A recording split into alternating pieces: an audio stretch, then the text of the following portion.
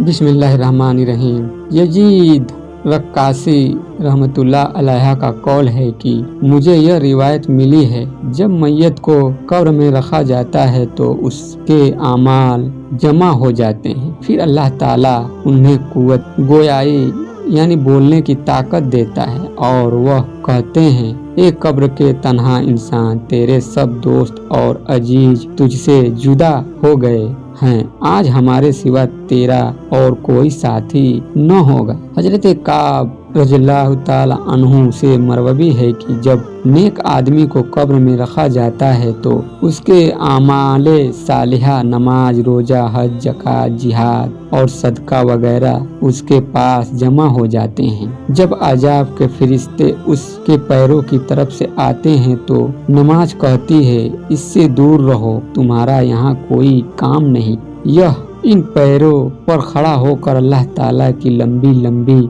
इबादत करता था। फिर वह फरिश्ता सर की तरफ से आते हैं तो रोजा कहता है, तुम्हारे लिए इस तरफ कोई राह नहीं, क्योंकि दुनिया में अल्लाह ताला की खुशनुदी के लिए इसने बहुत से रोजे रखे हैं और तवील भूख प्यास बर्दाश्त की है। फरिश्ते उसके जिस्म के दूसरे हिस्सों की तरफ से आते हैं तो हज और जिहाद कहते हैं कि हट जाओ, इसने अपने जिस्म को दुख में डालकर अल्लाह ताला की रिजा के लिए हज और जिहाद किया था, लिहाजा तुम्हारे लिए यहाँ कोई जगह नहीं है। फिर वह हाथों की तरफ से आते हैं तो सदका कहता है, मेरे दोस्त से हट जाओ, इन हाथों से कितने सदका निकाले हैं जो महज खुशनुदी खुदा के लिए दिए गए हैं और इन हाथों से निकल कर वह बारगाहे इलाही में मकबूलियत के दर्जे पर फाइज हुए, लिहाजा यहाँ तुम्हारा कोई काम नहीं। फिर उस मैयत को कहा जाता है कि तेरी जिंदगी और मौत दोनों बेहतरीन है और रहमत के फरिश्ते उसकी कब्र में जन्नत का फर्श बिछा